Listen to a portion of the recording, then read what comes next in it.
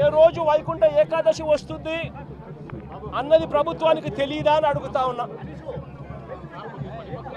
ఎప్పుడు జరుగుతుందో తెలుసు.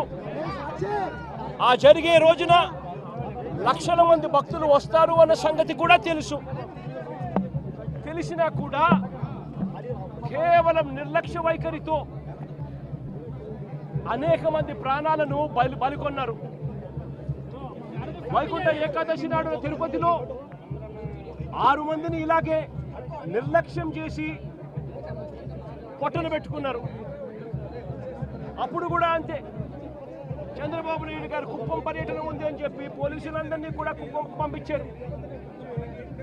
అందరినీ కూడా పార్కుల్లో పెట్టి రకరకాల ఏరియాలలో పెట్టి సడన్గా ఒక్కసారి గేట్లు ఎత్తేసి సెక్యూరిటీ అరేంజ్మెంట్స్ లేవు కాబట్టి పోలీసులు ఎవరు లేరు కాబట్టి అందరూ చంద్రబాబు నాయుడు గారిని ప్రసన్నం చేసుకునే దానికి వెళ్ళిపోయారు. కాబట్టి అందరినీ కూడా పార్కుల్లోనూ అక్కడ ఇక్కడ ప్యాక్ చేసి సాయంత్రం పూట ఇక లైన్లలో నిలబడండి అని చెప్పి గేట్లు ఎత్తారు. తిరుపతిలో జరిగిన తోపులాటలో 6 మంది మరణించడం జరిగింది. లక్షల మంది వస్తారు అని తెలిసినా కూడా జరిగిన ఘటన. ఈరోజు చందనోత్సవం రోజు కూడా లక్షల మంది భక్తులు వస్తారు. ఈరోజు అప్పన్న స్వామి నిజ రూపంలో దర్శించుకోవచ్చు అప్పన్న స్వామిని అని లక్షల మంది భక్తులు ఈరోజు వస్తారు అని తెలిసినా కూడా ఎలా ఉండాలి?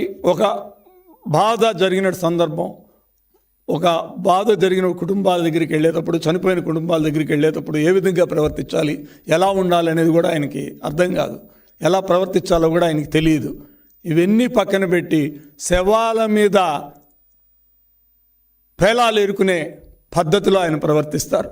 అందుకనే వాళ్ళని రాబందుల పార్టీకి రాష్ట్ర అధ్యక్షుడిగా జగన్మోహన్ రెడ్డి గారిని చెప్పుకోవాలి. ఎందుకంటే ఇవాళ ఆయన చేసిన ప్రవర్తన ఆ విధంగా ఉంది.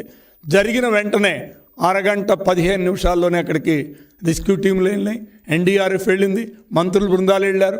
అందరూ కూడా దీని మీద 3 మ్యాన్ కమిటీ, ఎంక్వైరీ కమిటీ వేశారు. చంద్రబాబు నాయుడు గారు చనిపోయిన వారికి 25 లక్షల రూపాయలు ఎస్గ్రేషియా ప్రకటించింది ప్రభుత్వం. అదేవిధంగా నీకు దెబ్బలు దిగిన వాళ్ళకి కూడా 3 లక్షల రూపాయలు ప్రకటించింది. చనిపోయిన వారి కుటుంబాలకు మన అవుట్ సోర్స్ కింద ఎండోమెంట్లో వాళ్ళకి అర్హత కలిగిన అందరికి కూడా ఉద్యోగాలు ఇవ్వాలని చెప్పడం కూడా జరిగింది.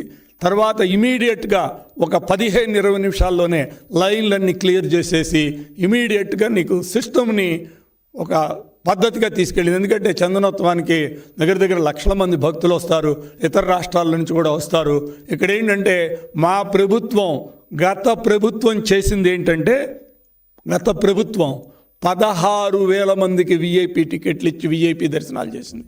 కానీ మేము అలా కాదు, సామాన్య భక్తులకి పెద్దపీట వేయాలనే ఆలోచన విధానంతో మా ముఖ్యమంత్రి గారు దీని మీద దగ్గర 10 రోజుల నుండి మంత్రులతో మీటింగులు పెట్టించి అక్కడికి వెళ్ళి రివ్యూ చేసుకుని అన్నీ కూడా చాలా పద్ధతిగా చేసుకుంటూ వస్తున్నారు.